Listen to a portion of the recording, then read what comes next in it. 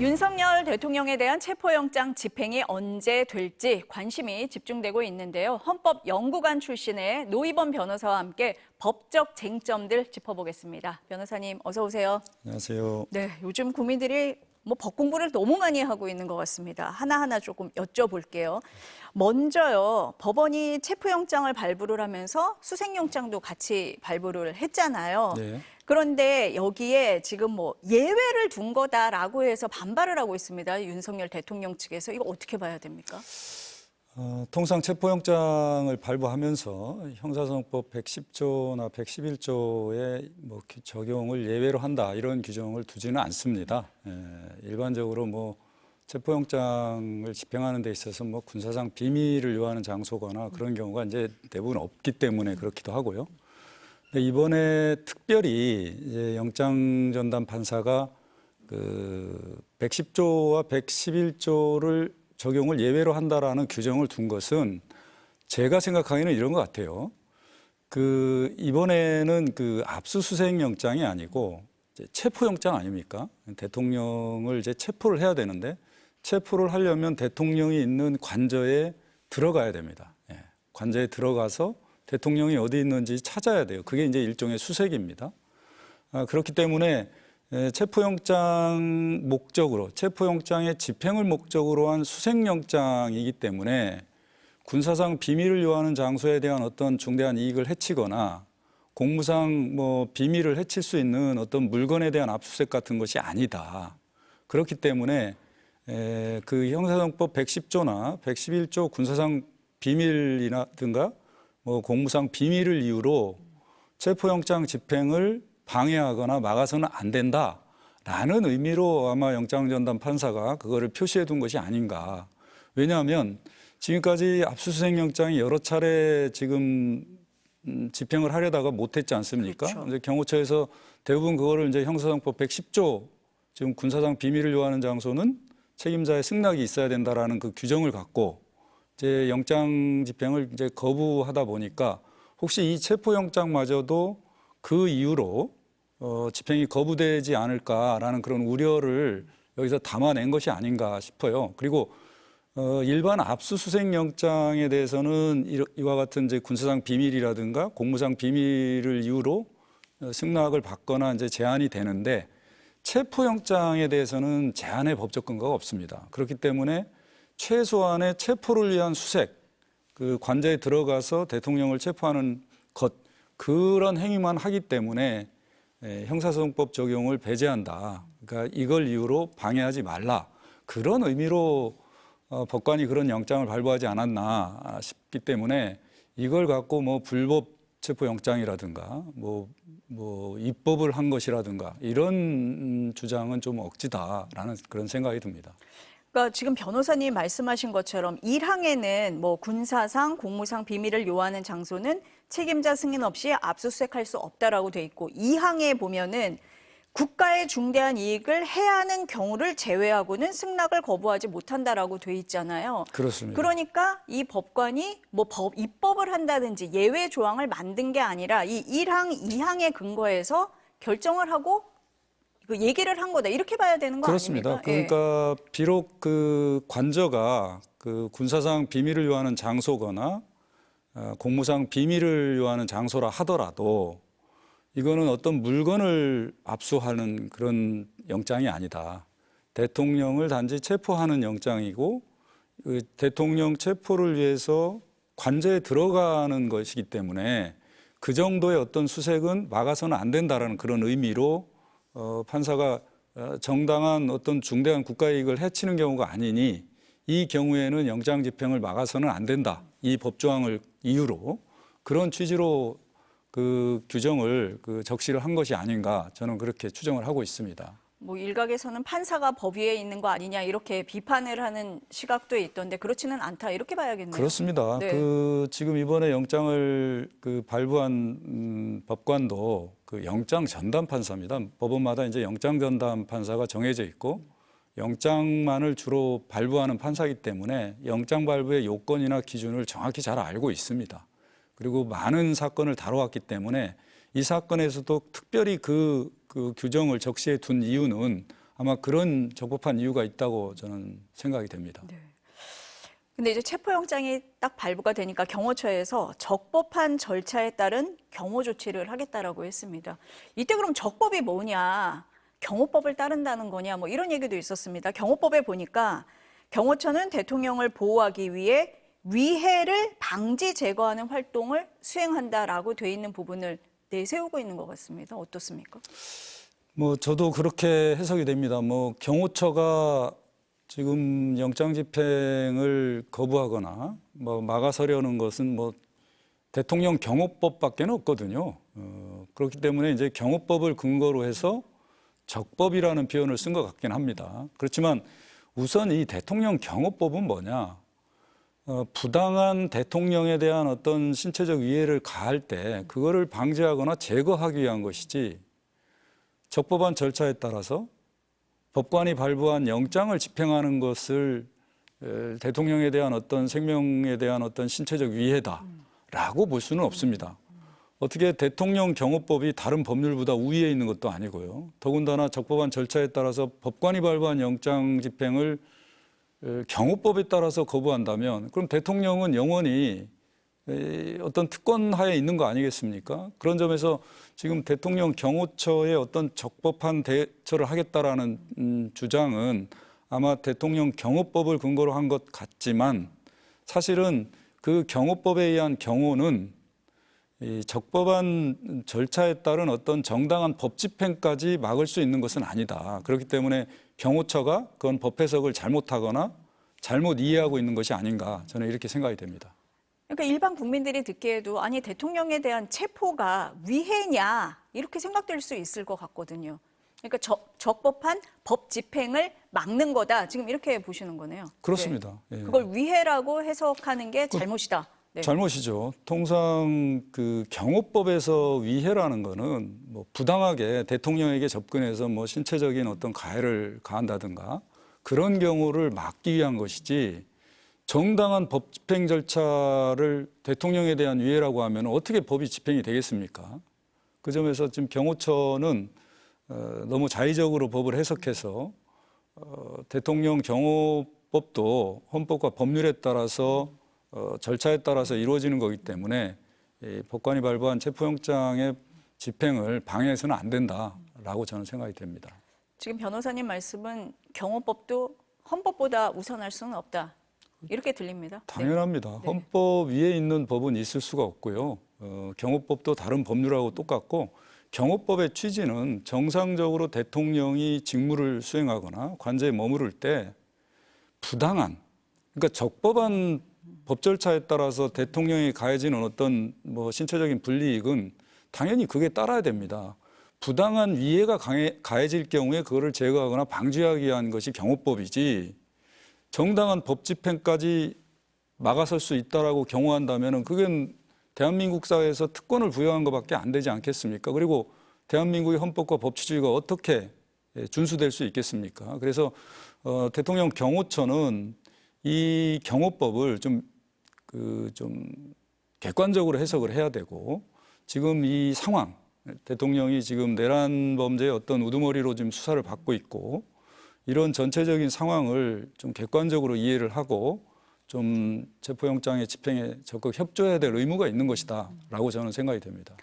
어제 공수처장이 출근길에 기자들하고 질의응답을 하는 과정에서 경호처가 집행에 반발할 경우에는 강경 대응하겠다라는 경고문을 보냈다라고 얘기를 했습니다.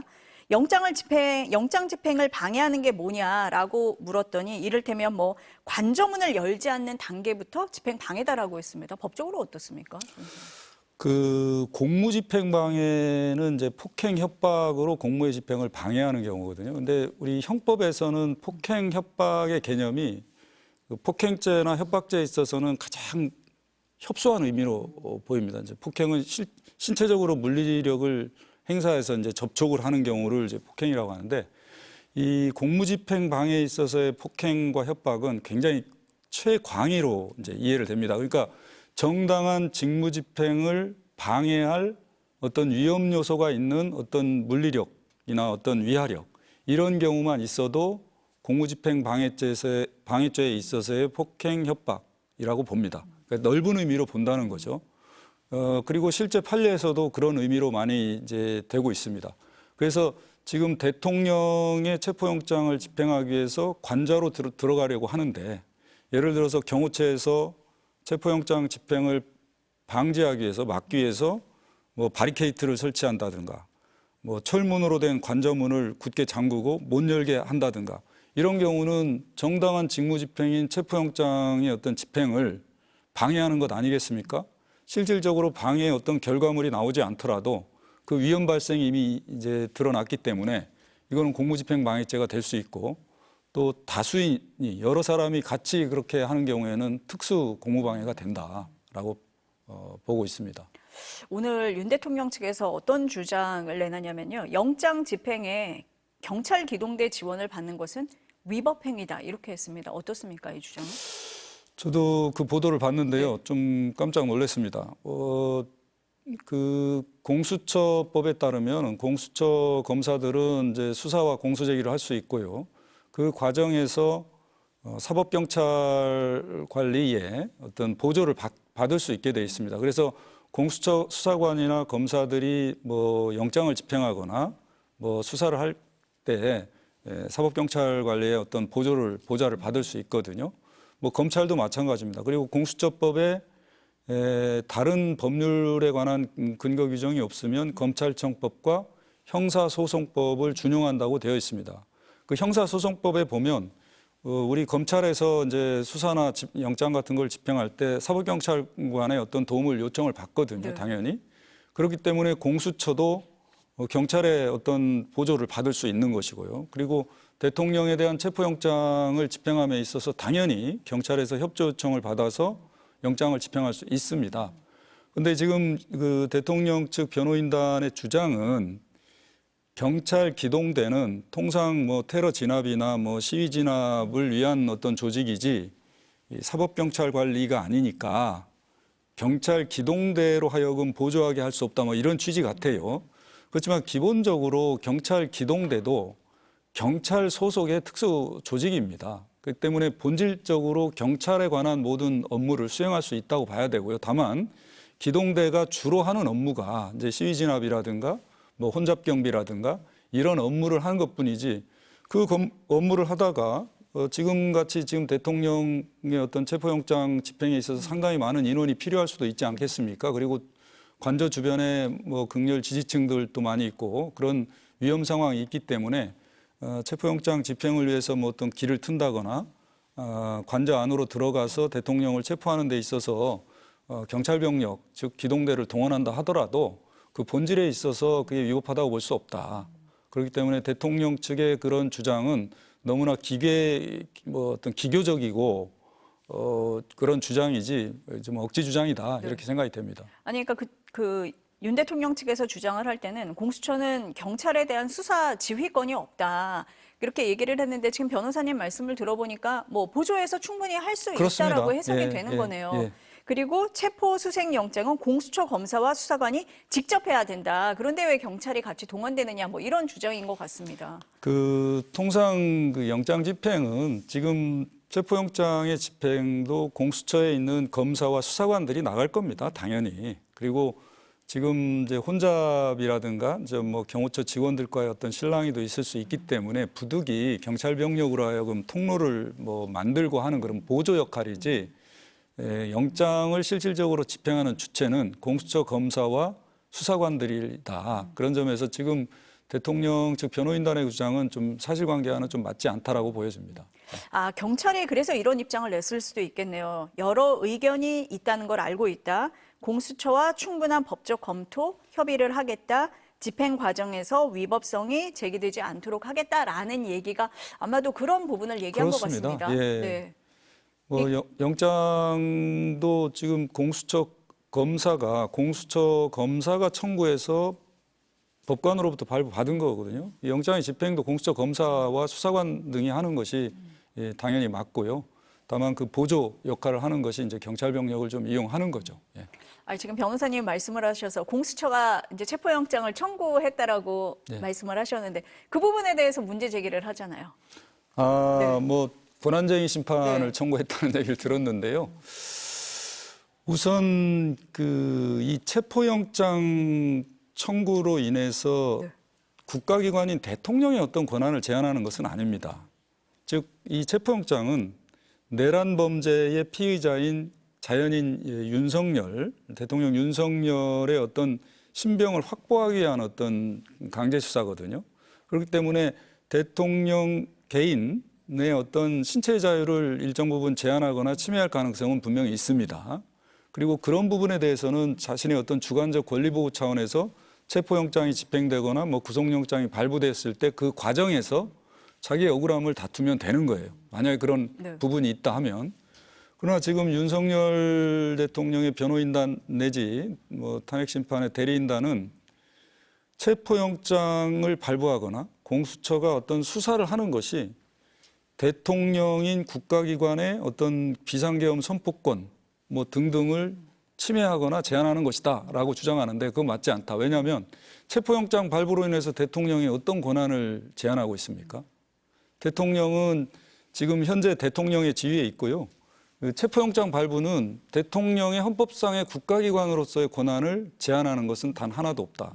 그래서 윤석열 대통령 측이 체포영장을 발부한 서부지법 영장 전담판사를 상대로 권한쟁의 심판을 제기하거나 체포영장의 효력을 정지해달라는 효력정지 가처분 신청을 하더라도 권한쟁의 심판의 어떤 권한을 침해할 가능성이 없거나 침해하지 않기 때문에 이거는 뭐 부적법하다. 그래서 각하될 가능성이 매우 크다라고 생각이 됩니다. 아니 야당에서 최상목 권한대행이 이 체포영장 집행에 협조하라고 경호처에 이렇게 협조를 구하고 명령을 해달라 이렇게 요구를 하는 목소리도 있거든요. 이게 가능한 겁니까 이거는? 저는 충분히 가능하다고 봅니다. 지금 대통령의 권한대행은 최상목 대행이고요. 대통령실이든 관저든 그 책임자는 대통령이라고 봐야 됩니다. 그 대통령 권한대행. 왜냐하면 윤석열 대통령은 이제 권한이 정지됐기 때문에요. 그래서 관저에 대한 경호도 최상목 권한대행이 사실상 책임자라고 봐야 되고 대통령실도 마찬가지입니다. 그렇기 때문에 이번 공수처의 체포영장 집행에 있어서 경호처가 뭐 이렇게 저지하거나 방어하는 데 있어서 물리적 충돌이 어떤 가능성이 있기 때문에 그런 위험성을 해소하기 위해서라도 최상목 권한대행이 경호처장한테 적극 협조하라라고 명령을 내린다면 아마 좀 깔끔하게 해결될 수도 있다. 그런 물리적 충돌이나 어떤 사실상의 어떤 충돌이 없이 진행될 수 있는 것이 아닌가 저는 생각이 되고요. 또 최상목 권한대행이 그렇게 해야 될 필요도 있습니다. 지금 본인이 지금 대통령의 권한을 대행하고 있지 않습니까? 그렇기 때문에 지금 내란 범죄 수사도 헌법과 법률에 따라서 진행되고 있는 거 아니겠습니까? 그 수사가 제대로 진행될 수 있도록 대통령으로서 어떤 권한을 행사해야 될 필요도 있다. 단지 본인이 어떤 모시던 대통령의 권한이 정지됐다는 이유로 윤석열 대통령이 어떤 지금 이 수사나 탄핵 심판을 반대하고 있다는 이유로 본인이 그런 적극적 조치를 하지 않으면 더 좀 불안정이 계속 되는 거죠. 그래서 본인이 정말 국정안정을 위하고 헌정 질서의 회복을 해야 될 어떤 책임 있는 지위에 있다면 그리고 당연히 대통령 권한 대행으로서 그런 조치를 적극적으로 하는 것이 맞다라고 저는 생각이 됩니다. 네, 지금 윤 대통령에 대한 체포영장이 언제 집행되느냐 관심이 많은데요. 저희가 뉴스를 통해서 지금 진행 상황을 조금 들어보고 변호사님과 얘기를 더 나눠보도록 하겠습니다. 알겠습니다. 네, 잠시 뒤에 다시 뵙겠습니다.